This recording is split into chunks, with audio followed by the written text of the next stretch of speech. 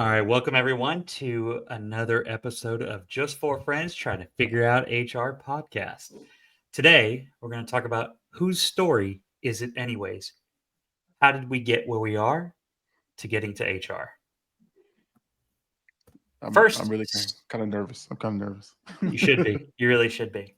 At home, you're going to guess later on whose story is whose. And you can let us know by going to the YouTube links and all the other links that our good boy Big Llama sent over here. Starting with the first story, The Princess and the Dragon, the shortest tale ever told. In a land far, far away lived a young, carefree, indecisive princess. She was held hostage to the corporate world and their soul sucking schedules. Along came a messenger from the kingdom of greatness. Don't make me laugh. Sorry. Along came a messenger from the kingdom of greatness with a request for a brave warrior to take on the evil dragon named Human Resources. The, the princess said, not for me, and turned the messenger away. He reluctantly offered her the ultimate prize, a Monday to Friday, 8 a.m. to 5 p.m. schedule. Her eyes lit up like the sky on 4th of July. Fast forward, she continues to kick ass and take names from the bottom to the top. Inspiring. Extremely inspiring. Especially from the kingdom of greatness. That's the best line. I think. The kingdom of greatness. There's no confidence or ego with this person. I'm going to use that at work. Next time I'm on a Yes. conference call, I'm going to tell the team, welcome to the kingdom of greatness. Yeah, you would. So my question for this for you guys would be, for this person, who would the messenger be? Who would you think the messenger would be in this story? Do you think you'd see their good old Jake from HR running around going, here's your message? Like, what do you think? Or would he be like Blue's Clues going, you've got mail? I love me some Blue's Clues. You just got a letter.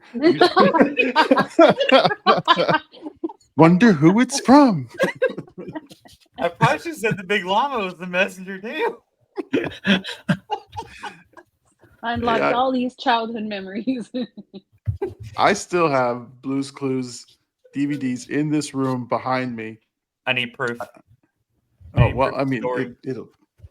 It'll take me a few minutes to fish them out of there. You'll be looking at my ass the whole time, but I'm sorry. For those of you on YouTube, you'll be looking at my ass the whole time.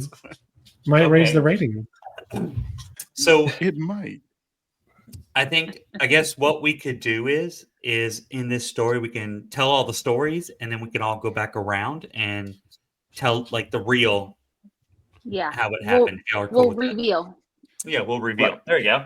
Okay. All right. So please. Mel, I think you are next, Mama Mel. I'll go next, and I am privileged to read to you, fine listeners, on this evening, The Odyssey of a Person's Resume, a tale of HR mastery and corporate survival. Also, I grew up on Hispanic soap opera, so I'm very dramatic. Telemundo? Yes. Television? Univision? Yes. Univision, yes. Once Sábado upon a Gigante? time, Oh, sorry. yes, love Don Francisco. Come on now. Hold on, before you start, you know who reminds me of a Chacal? Is Dr. Green. I knew. For some reason, I knew you're going that way. Do you know who that is? No. No, he has no idea.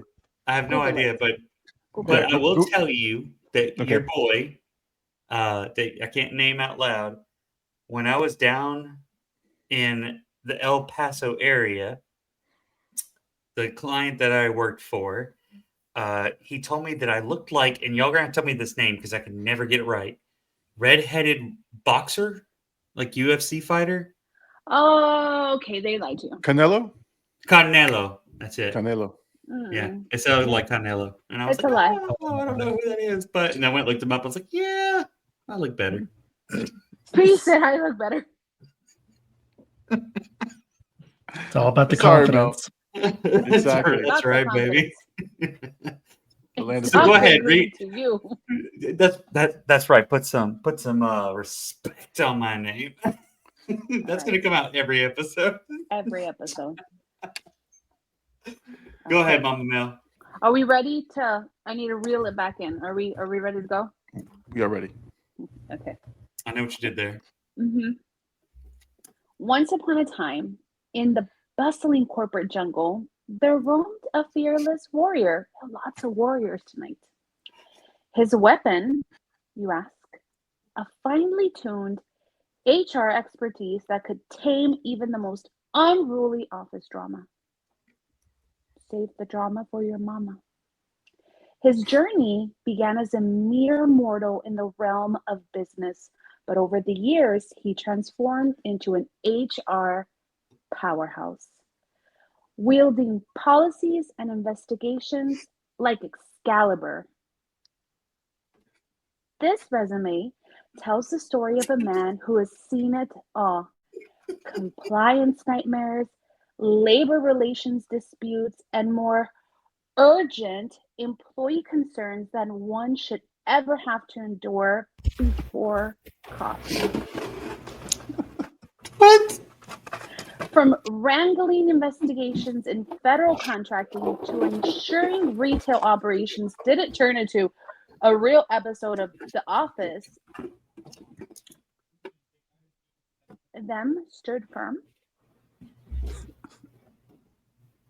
As an HR business partner, he advised executives, navigated corporate red tape, and probably spent more time mediating workplace conflicts than actual family holidays. He oversaw operations at two very famous places of employment that we will not name, Good catch. ensuring that managers actually managed and that employees did more than just discuss weekend plans in the break room. We do not care what you're doing, Becky. Damn it, Becky. With an MBA and enough HR experience to fill a legal handbook, they now stand ready for their next conquest. Will it be another corporate kingdom in need of an HR savior?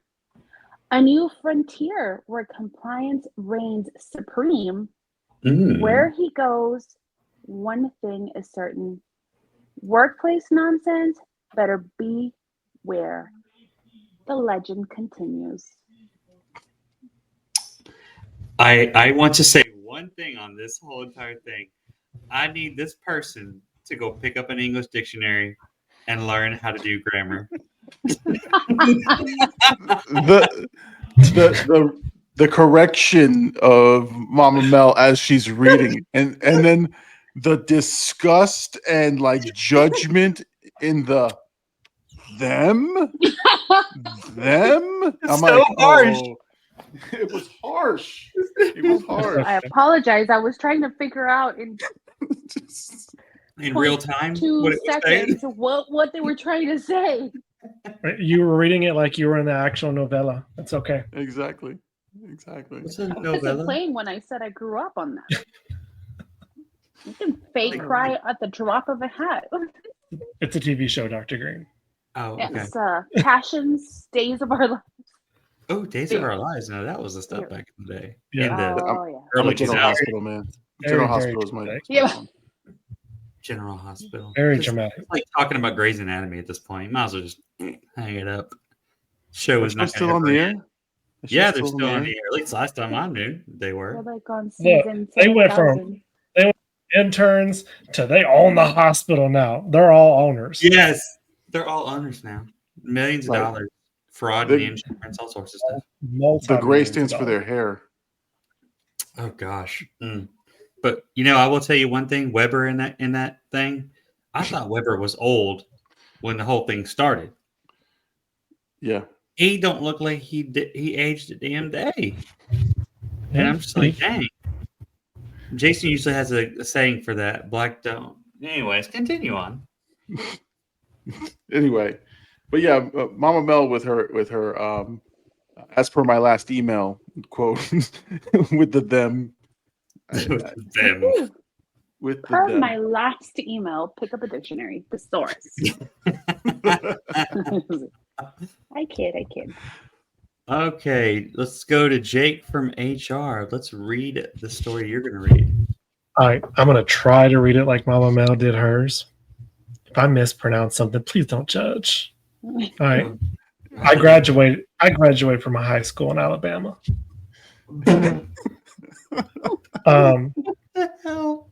Alabama. Roll Tide. Roll Tide.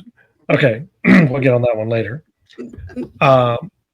This one is called My Journey. Once upon a time, in a bustling town, there was a person known for their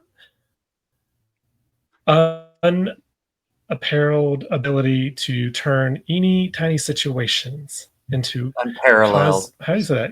Unparalleled. Unparalleled ability to turn Comedic. any situations into a comedic masterpiece. Take it. Their take it friends a little. often joked. I know. Okay, home. And see. Okay. Touch me. Okay. Did you say touch me? I said don't judge. I said don't judge me. I thought you said Zero. don't touch me. I thought you said touch me. Don't touch me either. I don't want you to touch me either. Don't judge or touch me. This is my my safe notice. space. Don't touch me there. Violation of a couple HR policies. Okay. Okay, Sorry. scene. Oh. Big lava.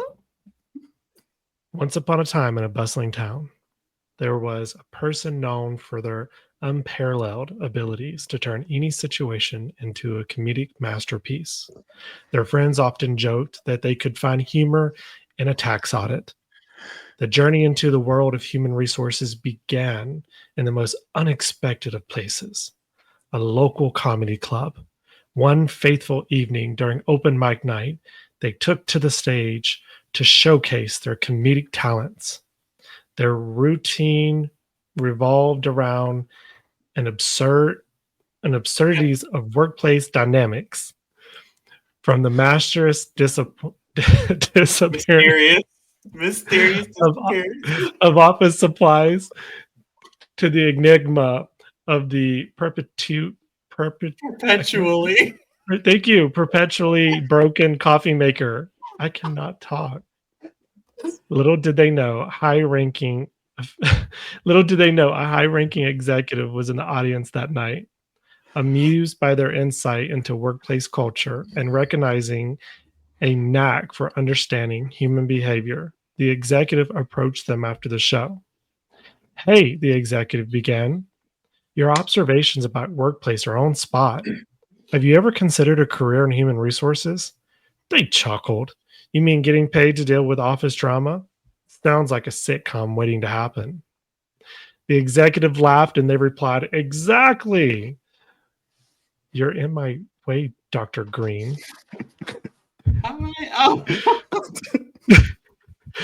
But in all seriousness, could we use someone with your perspective? What do you say?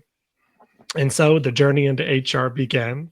Their first order of business, implementing a laughing lunch hour where employees could share their funniest work stories, fostering, I want to say it, Camaraderie? camaraderie. I was going to say camaraderie. Camaraderie. I can't say it. Camaraderie, yeah. And easing tensions. There was also an introduction into the Golden Stapler Award. Ooh, we went from onions to staplers. For the most organized desk, turning mundane tasks into spirited competitions. The unique approach transformed the workplace. Employee satisfaction soared through the ceiling, and even the most stonic colleagues, is that right? Stonic?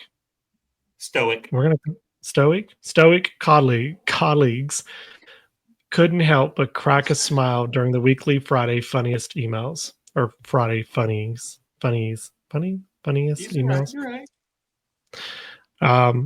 One day, my nervous new hire approached me and said, "I have faced public speaking and survived potluck leftovers, but thanks to you, I've conquered my greatest fear, the dreaded performance review."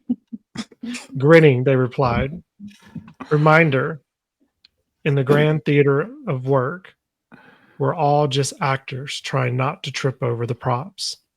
And so, through humor and heart, they became a legend in the world of human resources, providing that sometimes laughter truly is the best workplace policy. I want you to read at my funeral, please. No, I beg of you. I do terrible reading stuff for the first time. I'm sorry. I am terrible. That's going to at be the reading rule stuff too. for the You first can time. have never have read it, and it's going to be written by me. And it's going to be so many words that you will not be able to pronounce. It's going to take 30 minutes to get through 2 sentences. Hey, Just pull out a thesaurus. That's it. you know what? I don't get paid for reading. I get paid for speaking without That's words. right, King. Know your worth. That's right. Okay. Listen, that I will tell you, that was great, and my apologies if you heard me squealing in the background. Because it was so I good. was It was trying so not to look at any of you. You know that, like, you know when people get nervous and you can tell they're not. I'm not saying you were nervous, but when people like they get nervous and you know they're nervous, I do not look at them. Or like when a waitress drops plates at a restaurant, I'm like, I look away to the other side, like I didn't hear anything, I didn't see anything, because I don't want attention on the poor girl that just dropped her entire platter of dirty plates. Like I get uncomfortable. I'm like, oh my gosh, look away, look away, look away. Look away. I'm looking away and I read it. There's a lot of dishes dropped in that reading. There's a lot of spilt milk in this process over here. Oh. Yeah, we're amongst friends. It's okay. Yes, we love you no matter what, because it was truly funny. Because yes, he has never read this. He didn't go through it first or anything like that, so he doesn't know what's in there. Right. And Right. same thing for Big Llama, same thing for Mel, same thing for me. Right. So, Okay. I'm Good about job. to read this. I'm about to I read will- this passage. I'm really nervous. I'm gonna go and just get hooked on phonics. Leave me alone. sight reading words, is that right? That's Apparently, the wrong time. I need to read the thesaurus. Hey, you got that one right, man. I'm proud. Listen, That's with the extensiveness of your vocabulary, my friend, saves, a little hiccup here and there. He says, I- I'm going to think of a really big word that you use with me. And I'm like, instantly Google kerfunkle. Kerfuffle. Oh, kerfuffle. Kerfuffle. I saw See? that one. There you go. There Judge you Judy. I love me some Judge Judy. go. Kerfuffle. And I was like, She's hilarious. so Okay, kerfuffle. so the Big Llama. Okay, time for my dramatic read. Let's get close to the microphone here. Mhm. Once upon a time, in the land of spreadsheets and surprise employee relations meetings, there lived a man, a decorated veteran of both the U.S. Army and the war of outdated HR policies. His story. I gotta do a voice. His story began in camo. While others were navigating obstacle courses, he was navigating DFAS forms, military dress code regulations, I and think building a that's high DFAS level there, of buddy. pivot tables. That's DFAS there, buddy. Hey, Department of Finance. DFAS. Hey, You know better. you can Go kiss ahead. my DFAS. Time to kiss your FAS. Right, exactly. Kiss my ass. I'm going to show you my DD214. All right, here we go. That would look now you done messed it up. Thanks. I was on a roll. That would make Mute you know what? Yes. Go ahead, buddy. Go. Okay. Mute him. He once ran a performance review session using nothing but a flip chart, MREs, and military position. I put an accent on that, bitch. Legend says a new hire cried tears of joy mid PT test, probably because of the vegetarian omelet in Chili Mac. Oh, that's so gross. After defending the honor of human resources in the Army, he took his talents to the civilian world where he was unappreciated. His resume became a tale of mythical proportions, stretching from nursing homes to startups, and from Texas to LinkedIn. Wherever he went, mysterious things occurred. Employee engagement rose, compliance paperwork filed itself. Okay, maybe not, but close. And somehow, everyone actually read the company policies. Oh, I lost my spot. You got to go down. It's Oh. on page 3. There you go. Okay, thank you. Someone wrote a very long essay. Yes, they did. At one organization, he was known as the fixer. Not because he fixed copiers. No, that was still Larry from IT. But because when chaos loomed, he would descend with a metrics report in one hand and a culture strategy in the other. He once facilitated an entire culture shift over Zoom with a Starbucks pumpkin spice latte in one hand with a chocolate popsicle for dessert. And he only had minor internet issues. It's mighty white of you. His HR meetings, more inspirational than TED Talks. His employee trainings, half motivational, half stand-up comedy. Why did the recruiter ghost the candidate? Because they felt ghosted by corporate last salary increase approval of 11 cents. Oh, son of a bitch. Why did I read that?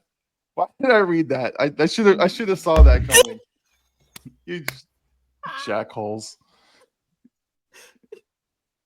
Oh my God. Okay. We will explain at the end of this. And then there was the time he managed HR for 24 states remotely with nothing but a laptop, deep understanding of labor law, and a voice that could calm even the angriest employee who didn't get approved PTO. Even in academia, he left a mark. His students didn't just learn HR, they lived it. There were rumors that one class project led to the accidental founding of a startup. We'll never confirm or deny. Through military grit, corporate agility, academic wisdom, and a suspicious number of budget spreadsheets, he rose as a master of all things human and resourceful. HR wasn't just his job, it was his battlefield, and he always came out with an offer letter in hand. End of dramatic reading. Bravo. That was really good. Whoever wrote that, fantastic. Yes, snaps everybody. Oh, Jesus. It's not the writer, it's the reader. It's Thank the you. reader. Exactly. So tell us about this thing you said you were going to tell us at the end of this. So what's the thing about the? Can you read that again for the audience? Okay. So for 11 cents. I'm literally going to make a shirt with my face on it that says 11 cents. Okay. A location which will remain nameless. Thought that I was really, really good and loved my work. Said I was a top dog. And the way they rewarded this top dog was with an 11-cent raise. Hey, So everyone else only got 5. Well, and some of us got 0. Just saying. And we were the top dog. Just saying. That's all. That's where the 11 cents come from. I'm gonna forever remember that because it was probably okay. So you know how we talk about ridiculous scenarios, right? You're like, oh, this is crazy. HR. If you're in HR, you probably have a crazy HR story that you go, no one's gonna believe this.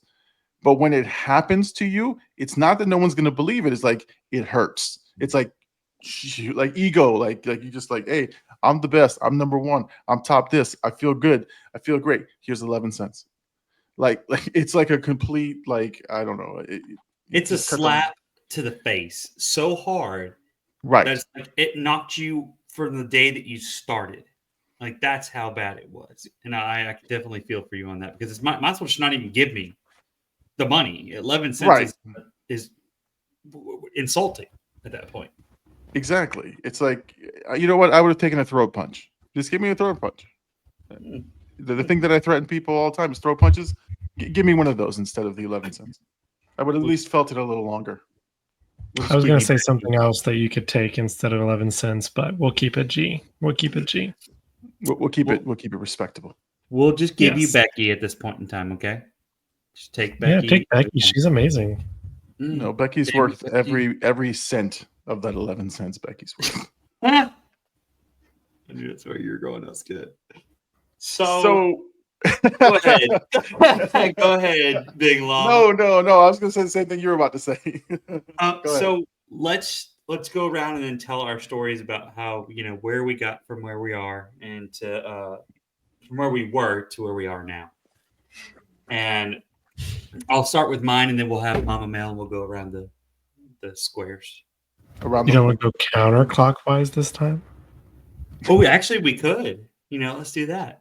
Who started? Go to Big Llama. We'll go next. Oh. Then Jake. Dr. Green. Yep. So Okay. my story, definitely, as you've heard about military people in there, started there. 16 years of human resources, but 13 years of the military. And this is from going in and out of active duty to getting called up to go work for officer candidate school. This is to going back to National Guard, from being in the reserves. And if anybody doesn't know, the reserves and National Guard are two different separate entities. One works for the state, one works for the federal government. It's federally paid. So anyways, all that to say that during those times, I was able to get civilian positions as well. So when I was in the National Guard, I could go and get a civilian position. And it kind of went from when I was doing stuff for clinical research that I found a knack for doing a lot more in the civilian world of kind of like compliance and making sure that regulatory requirements are met, because that's a lot of what you do in clinical research, make sure regulatory requirements are met and that all the studies are met where they need to be, etc. So that kind of kicked it off. And then I started teaching, and I had to teach business and human resources. And so whatever I didn't know, I learned very quickly.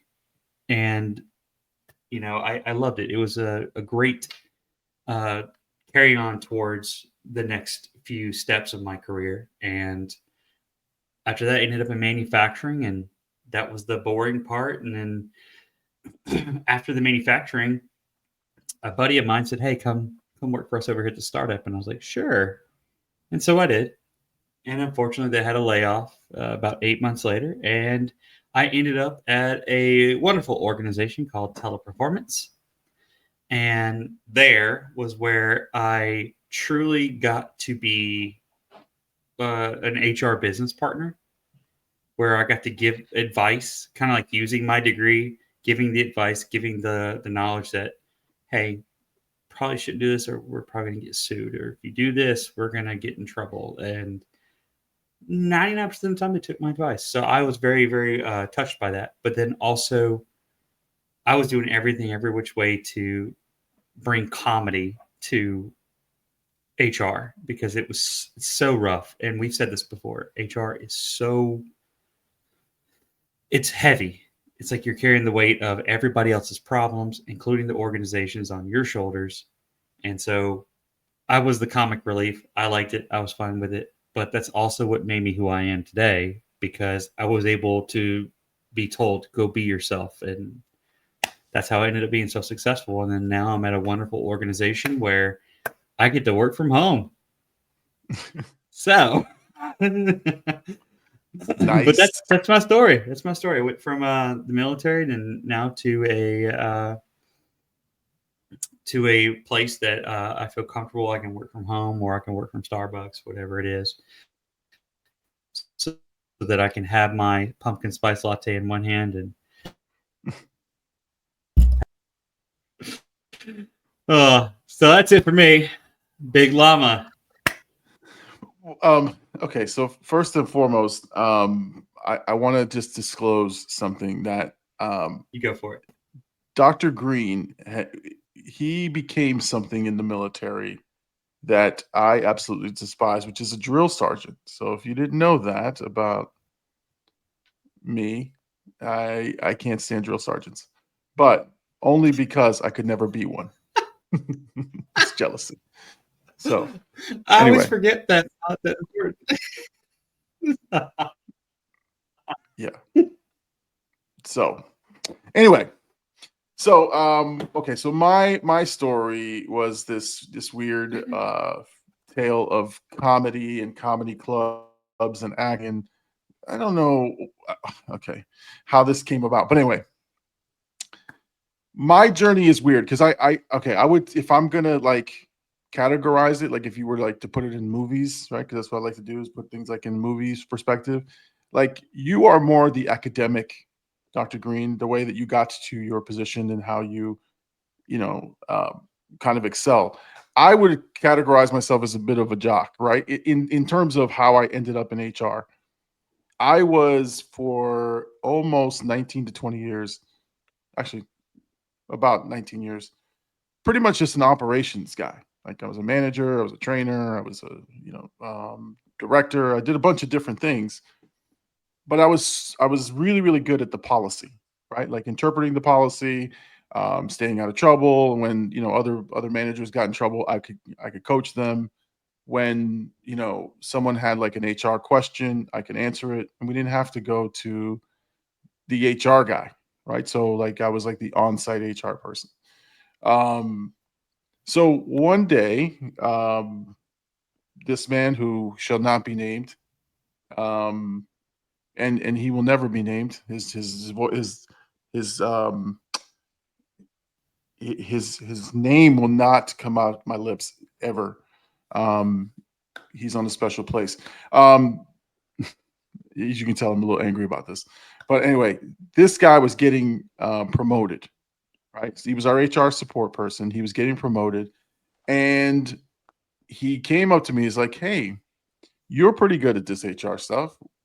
Want to take a crack at it?" I said, "Sure, why not? Like I'm down for anything. I'm game." Uh, at the time, I was young and impressionable. I said, well, "How much does it pay?" They said a little bit more than what I was making. I was like, "Yeah, I'll do it. Whatever. Who cares?" So I got into it by accident. I literally did. And then once I was there, I took some courses. I really sort of learned from the HR team that I was working with. Um, and so ever since then, I kind of wanted to stay in that area. I loved the aspects of HR. I love the working with people and fixing problems. But what I loved the most was investigations. I think that's my strong suit. I absolutely loved it. It's like, and I know you guys are making faces, but like for me, investigations was the time I got to be myself and to be real, right? Because most of the time you're playing a character, acting, because you're trying to follow the company line, and you're trying to make sure that you're the example. But when I was doing investigations, I was able to freestyle, and I was able to talk the way I wanted to talk and be myself, ask the questions I wanted to ask. And there was such crazy, outlandish shit that I would see and hear that I just kind of felt comfortable in that zone. Plus, I could definitely write a mean summary that would tear you apart. Dr. Green, you have a question, sir. I do. Did you take them into a dark room with a lamp and I, shine it in their face and be like, "Tell me the truth"?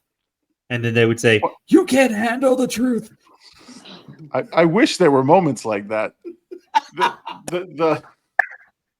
The honest thing is, and this is where I learned from a really good HR investigator. She taught me a lot of things, and then I realized that she was the fakest person I've ever met. Like you could never tell if she was on your side or if she was just always playing this role.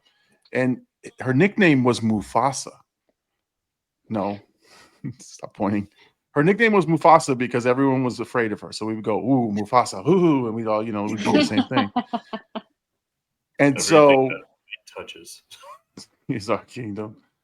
So no, so I learned that she is just this fake person. And I was like, no, I don't want to be that. So I learned some great techniques from her, but then I did it my way. And when I did it my way, I solved 99% of my cases. And I'll even give you the secret. The secret is just be upfront and blunt about it. Stop playing the game, right? You go in there, you know what the answer is. So you say, hey, I already know the answer. Let's just have a conversation.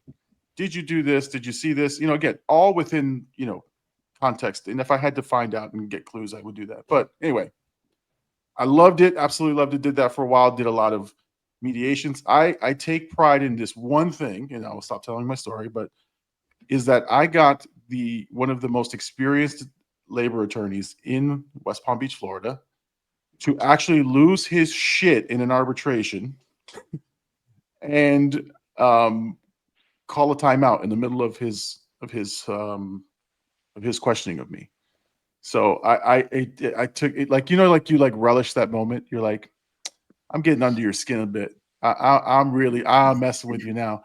So, and it was this, the question that he asked was this simple: was, who made the decision to terminate XYZ? I said, that would be the operations team. And he was like, aren't you HR? I was like, absolutely, sir. Well, did you make the decision? I said, no. And it just kept going back and forth. And finally I said, I made a recommendation. And when I tell you that his head exploded, he threw papers. He said, that's it. And the arbitrator's like, why don't we just take a break? Why don't we take a break in this? And he basically left like steaming mad, sweaty. It was the greatest moment of my life because I was like, this man has like 17 degrees. He makes like $1 million an hour or whatever he was making. And here I am, lonely little HR guy. I'm pissing this guy off. It was the greatest moment of my life. Anyway, so fast forward, I'm still doing HR. I've been doing it on and off. And then I really got to say I am an HR person after my stint as a director for a hospice. So, and I've been doing HR ever since. So yeah, that's my story. And because it picked up on that, I do some acting on the side, and I do my podcast and shows and stuff. I think that's why I said comedy club on my story. So that's why. Anyway, it's my story, and I'm sticking to it. Some of us don't judge you for loving investigations because some of us loves investigations. Some of us hate them, like Mufasa. I'm just saying, investigations, sometimes it's, even though it has a lot of moving pieces to it, they're so less complex than dealing with basic drama at work. Yes. Like, I love it. I love it. I wouldn't mind doing investigations if I ever got back to that stage. No, you won't. You will never go back. Watch. I mean, I need the paycheck to match the job title. So listen, before you go to your story, I just want to say a couple things. I am very petty. I've realized this because 11 cents sticks with me. But the gentleman who I was talking about in this story, I'm going to make a shirt as well for him. And it's called, I'll take tomatoes on the side. Again, you know who you are if you're listening. I hate you. Anyway, go ahead. Wait, hold on. I don't like tomatoes, so I'm right there with you. No, so this asshole would order when we go out to lunches. He would order the tomatoes on the side. He would ask he would just, I want freshly sliced tomatoes on the side. I was like, that's so weird. I picked up on that, and now I hate the man. I don't. Listen, I will take. I think I will take it to. No, not because of that. What if he wants a pickle? I'll give him a pickle.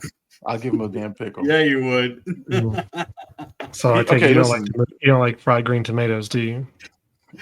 I love I flagging. no, I love tomatoes. I just hate this guy with tomatoes. How's that? Poopy face tomato nose. He's his arch tomatoist. Yeah, Ooh, sounds like a bloody nightmare here. yeah. So there's a special list of people, right? Wait, there's a There's- list?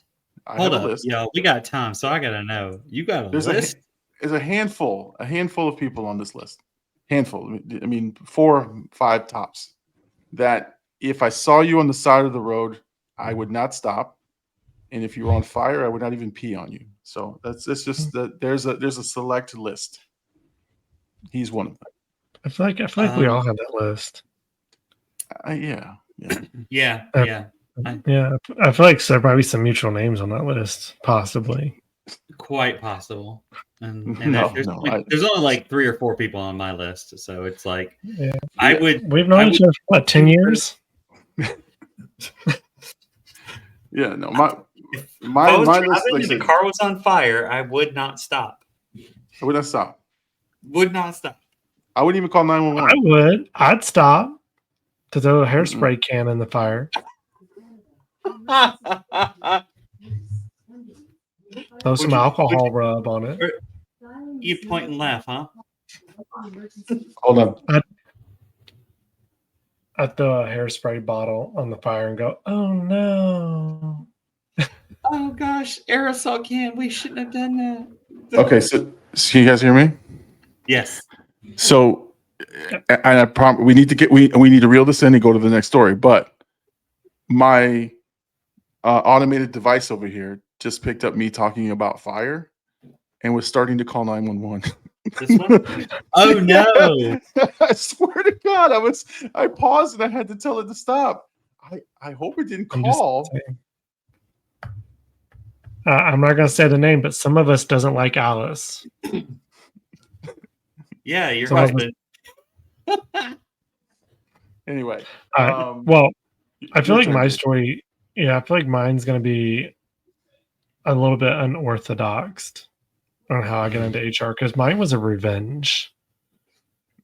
Like, I was working for a very large small box retail company, and I'd been with them for over 5 years. My sweat, my blood, my dedication, everything I poured into this company, and I ended up getting fired over a particular individual who at the time of my termination claimed it was for discussing medical information, which was an EEOC violation. But on the documentation, they didn't mention anything specific about anything other than it was a company violation, company policy violation. So when it got to an EEOC phone call, they claimed that it was due to 2 employee complaints. Very vague.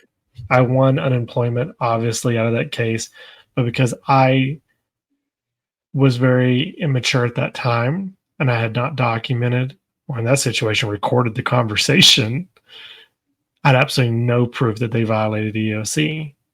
And when I left there, because I left there in tears, and I don't cry very easy, I said, this will never happen to me again.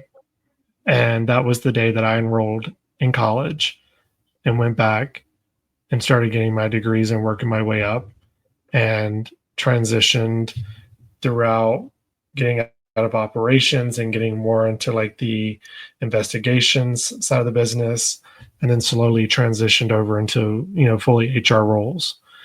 But my journey, if it wasn't for that one particular situation, I don't know if I would have ended up in HR.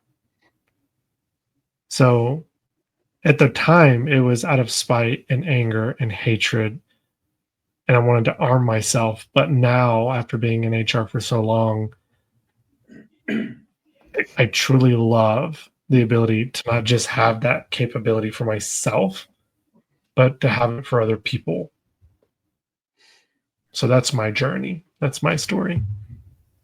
No, that's pretty good, man. Because like Yeah. that's like taking a bad situation and then making really good on it. And I think that's admirable because I don't know that I'd have the strength to do that. I think I've taken hits like that all the time, so I don't know. But so I admire that story, man. That's good.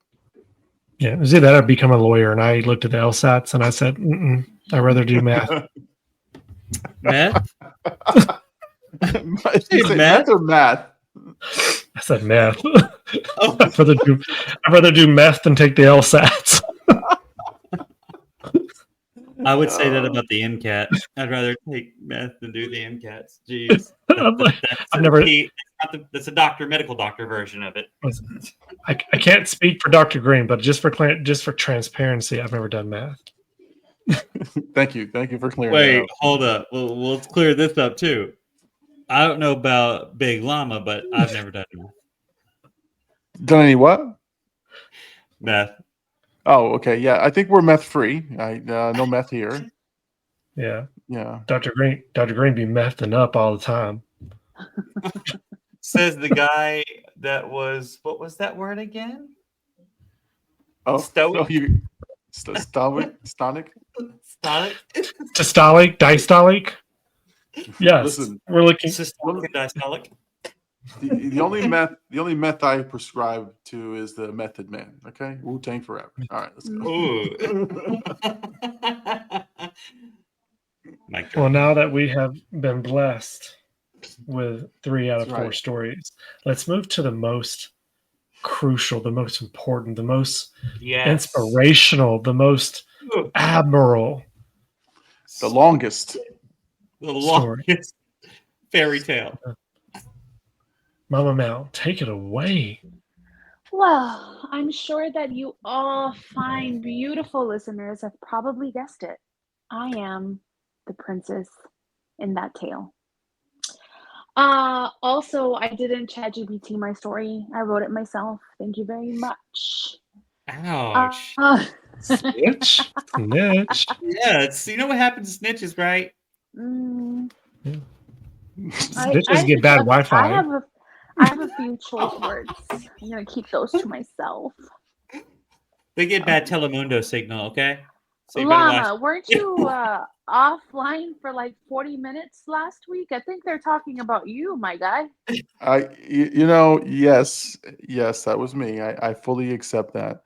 Virtual throw punch right now. That's right. I did it Throw myself. it down with these guys. Come on now. Don't let them talk to you like that. You're the big llama. Put some Hey, respect on your name. Big Llama with Wi-Fi issues, and it's only been Big Llama and Mama Mel who have been having Wi-Fi issues. Last time they paid the bills or something like that.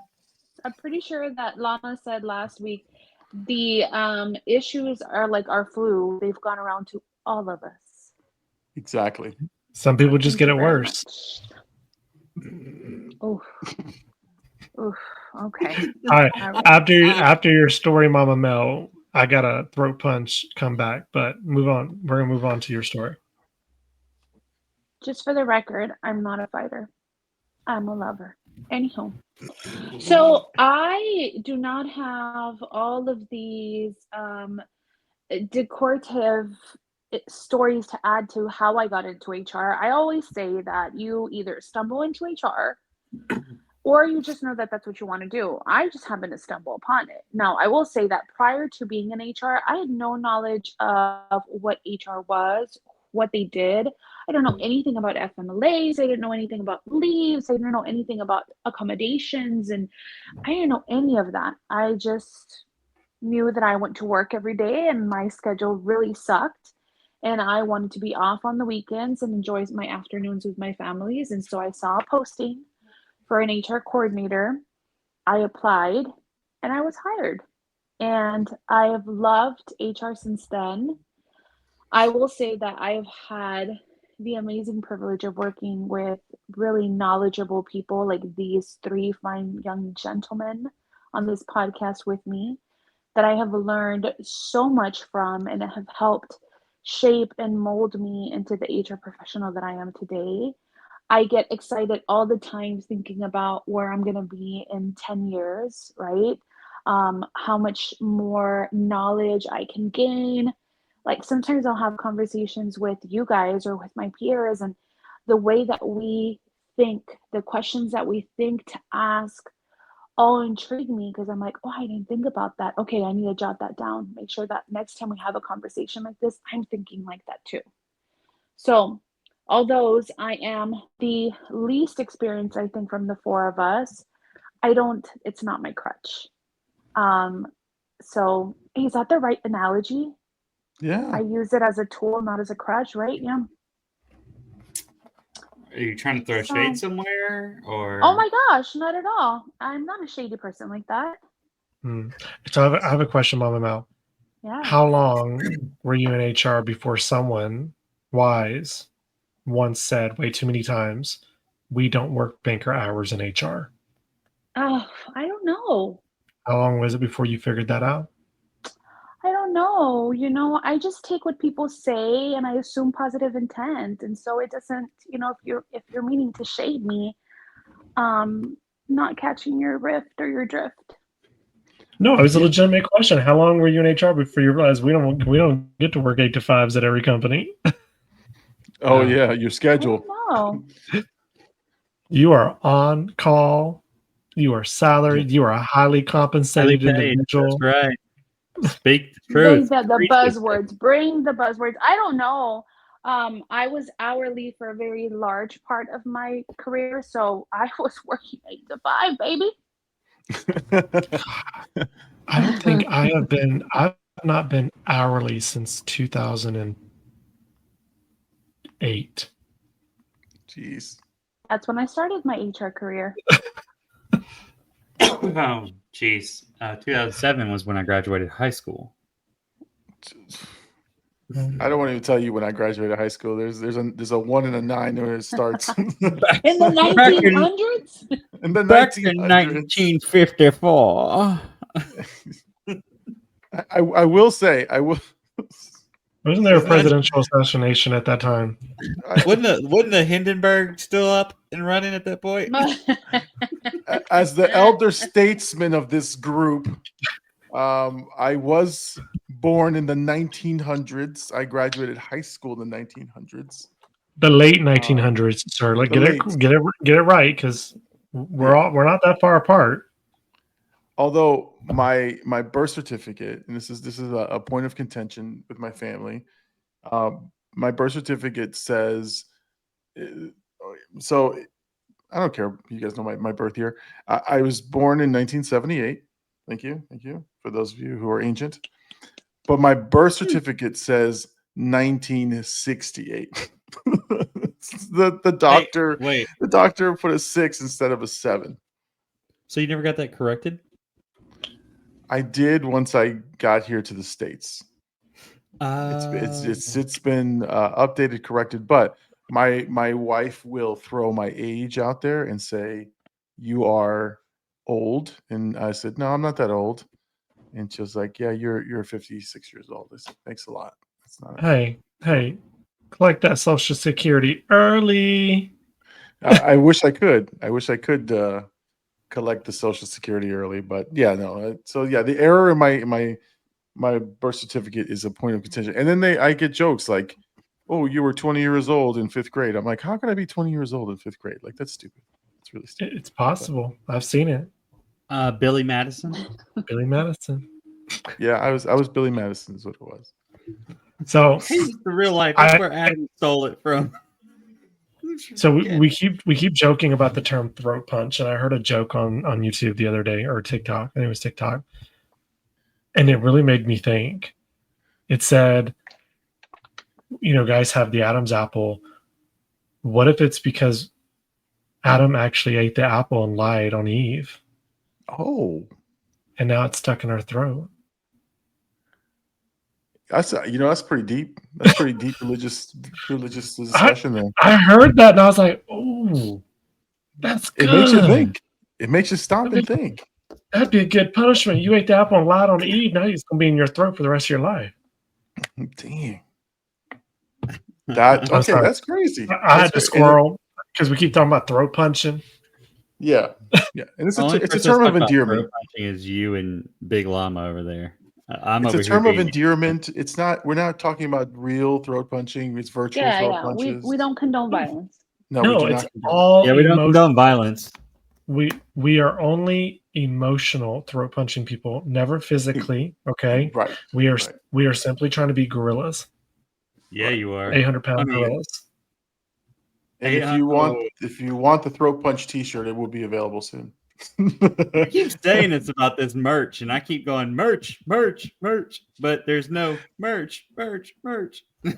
Hey, there's only so many hours in the day. Uh, Let me. Well, go ahead. I was gonna say we really need to think about that T-shirt because there's like a few different ways that I can think about. I'm not priceless. I'm worth 11 cents on the shirt. I'm sorry, squirrel. But So one for him could be, is it? I'm not stoic. I mean stoic. Never gonna Don't be live that one down. Hey, don't be mething up, okay? exactly, meth head. Mm. Hey, he I can don't know. prescribe. He's a doctor. Not like that. Nope. Hey, look, I'm devious now. Don't make me open a credit. I'm gonna open a credit card up in your name. I'm gonna charge hotels, flowers. I'm gonna charge everything to it, and then I'm gonna change the billing address to your house when I know you're out of town, so your wife gets it. She's gonna see a credit card Oh. with all these charges. Don't mess with me. I'm devious.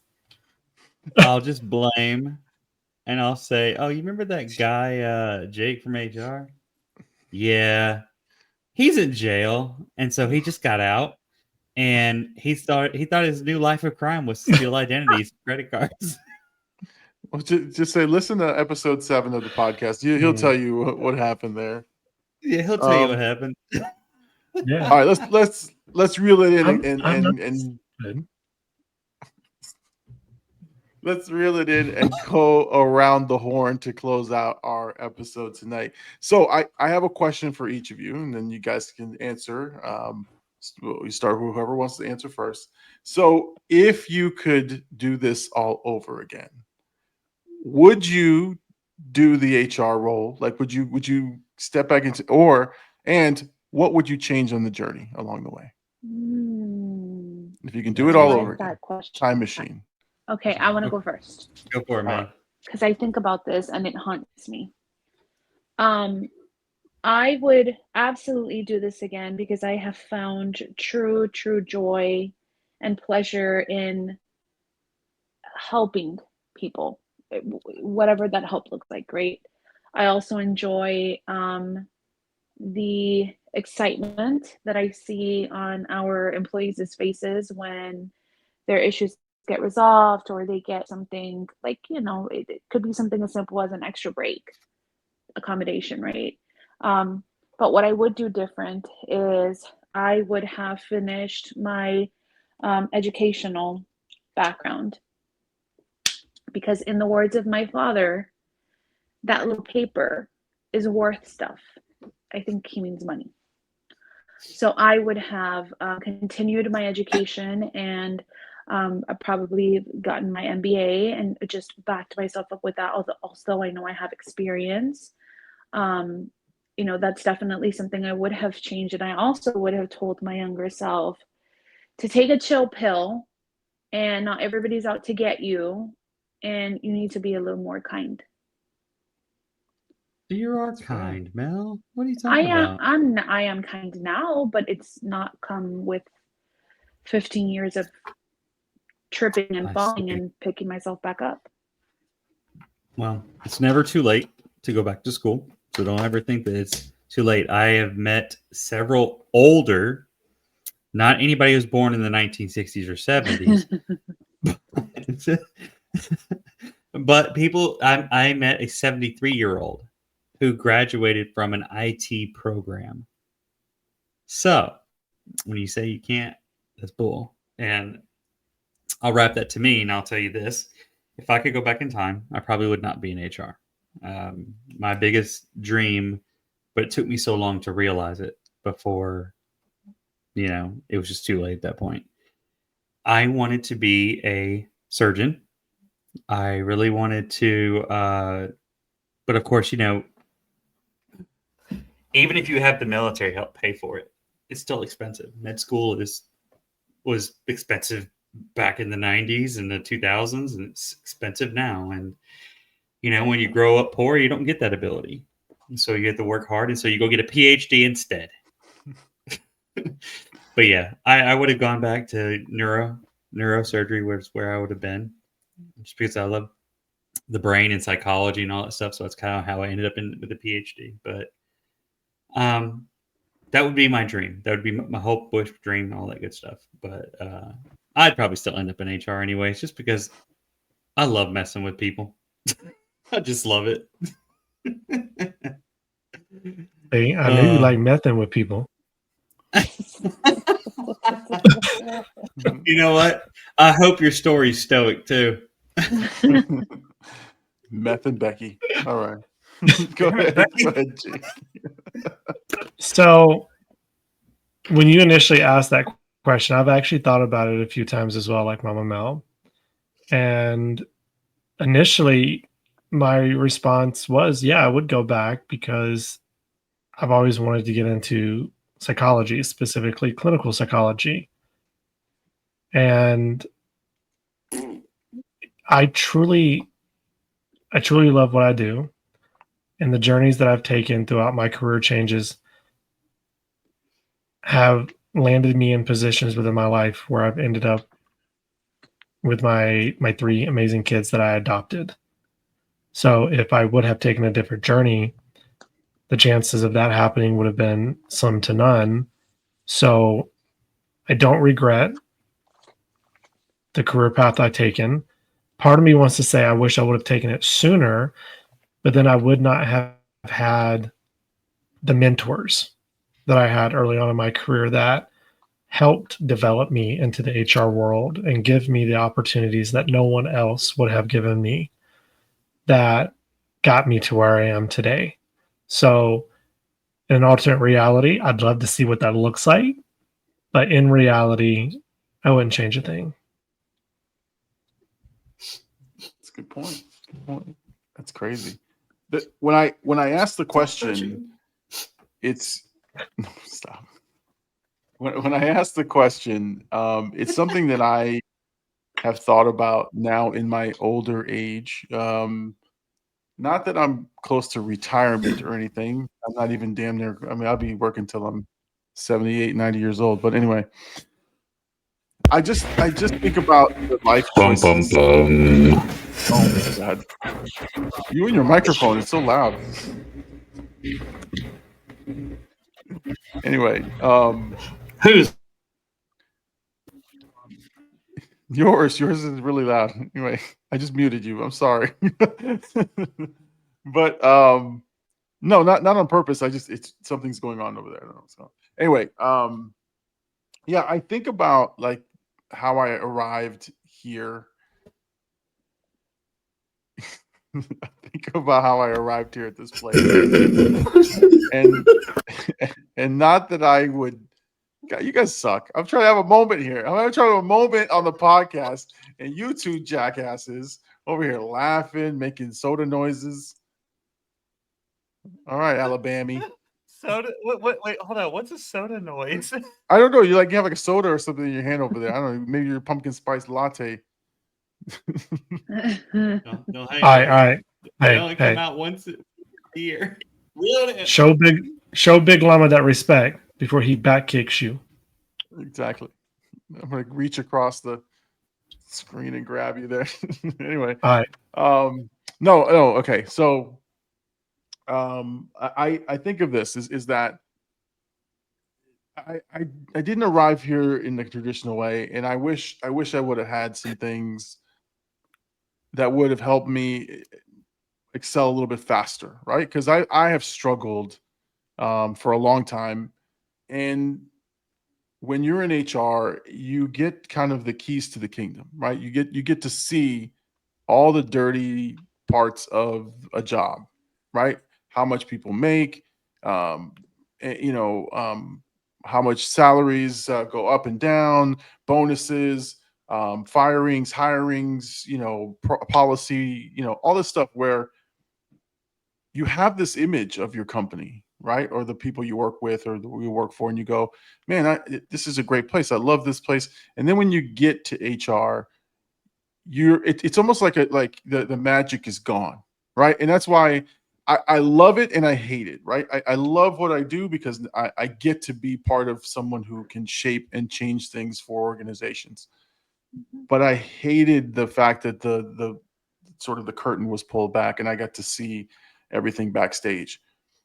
So that's the one thing I kind of felt like I wanted to see this earlier, so I didn't put so much of my hopes, dreams, in my. I was very impressionable. I thought this was where I was doing. I'm going to be the greatest at this position, whatever. And then, turns out sometimes you're just a number and it's not what you think. And so I kind of felt like everything I did up to that point was a bit of a lie, right? Not a lie, but it was like it wasn't what I thought it was. So anyway, I that's kind of why if I could go back, I would just try to go to HR a little bit sooner. If I'm being like at all honest, I wouldn't even be in the corporate world if I could help it. The things that I'm doing now in my senior years, my veteran years now, is the things I wanted to do when I was young. So, Dr. Green is back. Hold on. There we go.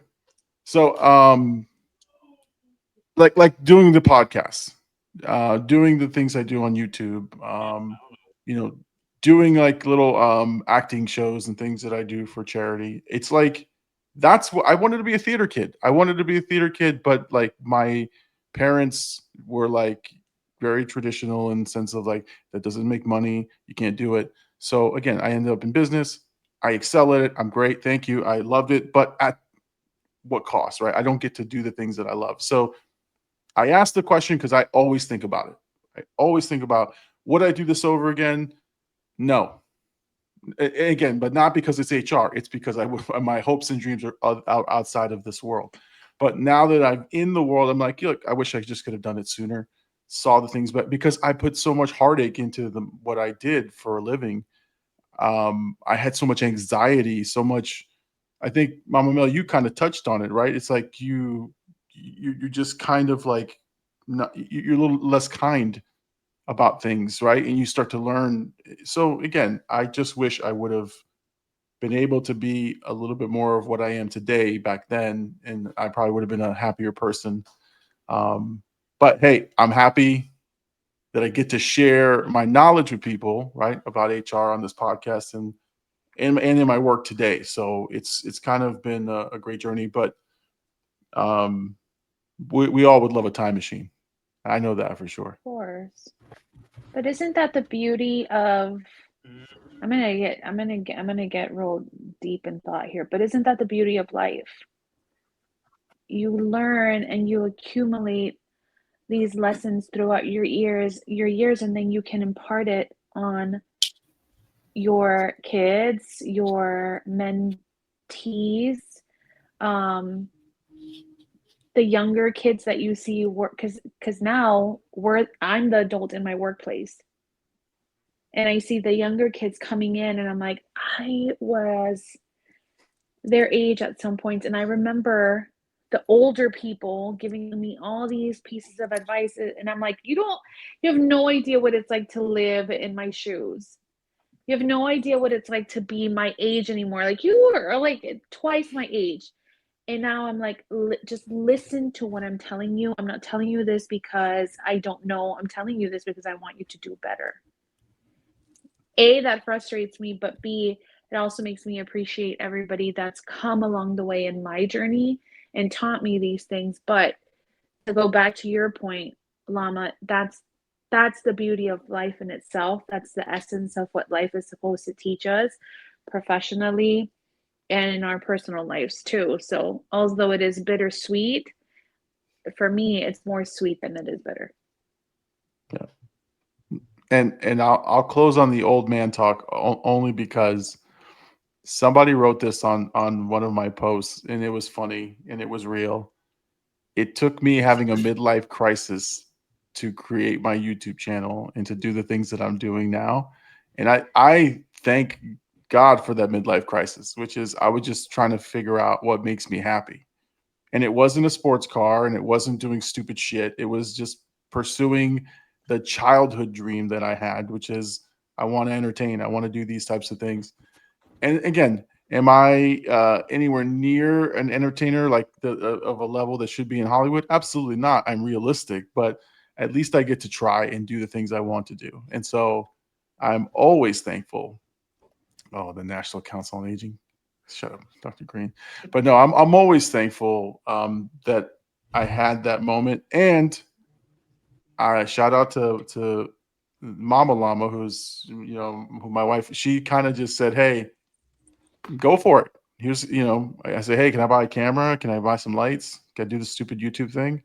And she said, "Yeah, do it. Go for it." And then she helped me set up my studio. She helped. So like I had the support finally that I never had, and it was like, damn, this feels good. And so now when we do this podcast or we do anything, I feel so good about helping others and doing this and talking to people. So shout out Mama Llama. I have to every any chance I get, for sure, because I'm going to forget at my Oscar acceptance speech. I'm sure of it. Take notes, gentlemen. So she's not a llama, she's a lioness. Hey, Wow. never in your life do that again. Yeah, Dr. Green, never. That was. I think we need to send you to training, sir. Is that There's a preventing harassment training that I'm happy to put you through. Yes, sir. Yes, sir. Oh yeah, you would be happy for it. Yeah, yeah. All right. So, Wow. Jake, you got any final words before you take us out today? No final words. The only thing I would say for those people who are thinking about getting into HR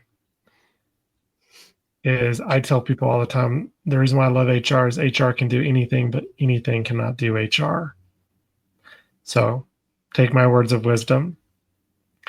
And that brings us to the end of our show today. So until we call you into the office, remember, hate has no home here.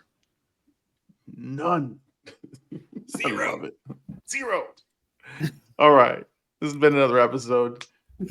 Take it easy. We'll see you guys next week. Bye. Bye. Well, that's another episode of the Four Friends Trying to Figure Out HR. We didn't solve anything, but hey, at least we tried. And by tried, we mean we laughed, we overshared, and we probably violated some HR guidelines ourselves.